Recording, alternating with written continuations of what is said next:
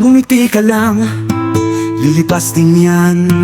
Huwag mong sayangin ang panahon sa kakaisip sa mga bagay na hindi pa naman dumating. Pinangunahan mo na maging ang hindi pa alam na bukas. Kaya ika'y napapraning sa daming pwedeng kunin. Ang problema pa ang nais pitasin.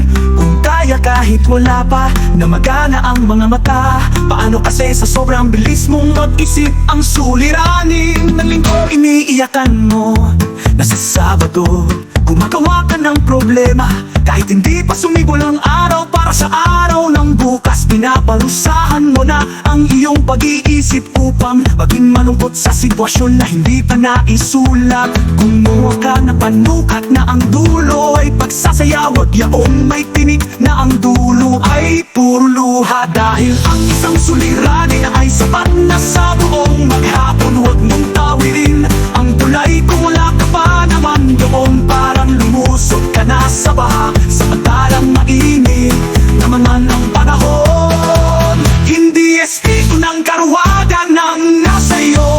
Kung kaya, huwag kang matakot sa anyo ng iyong anino. Tandaan mong sa tuwing na liwanag lang magkakaroon to. Ano man ang hugis, maliit o malahit, ante anino pa rin to.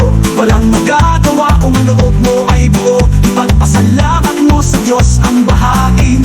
Madilim dahil ang sinag, umiyak kaningin ay iyong maaking. Basta huwag mo lang kalilimutan ang kanyang mga tagubilin. Na kahit anong mangyari, huwag kang lumayo sa kanyang piling.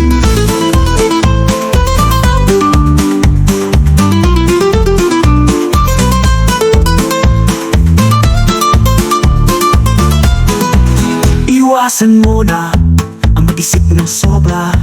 Baka kung hindi mo mapigil ang utak mo ay sasabog na.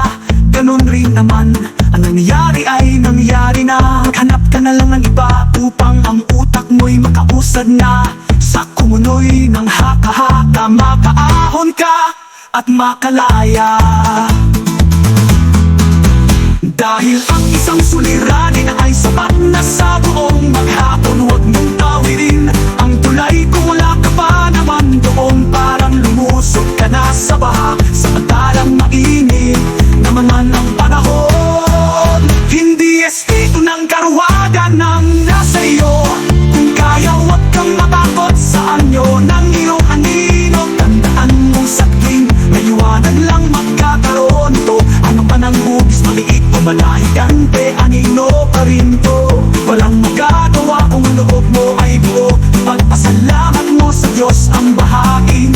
Madilim dahil ang sinag, umiyak kaningin ay iyong maaking. Basta huwag mo lang kalilimutan ang kanyang mga tagubilin. Na kahit anong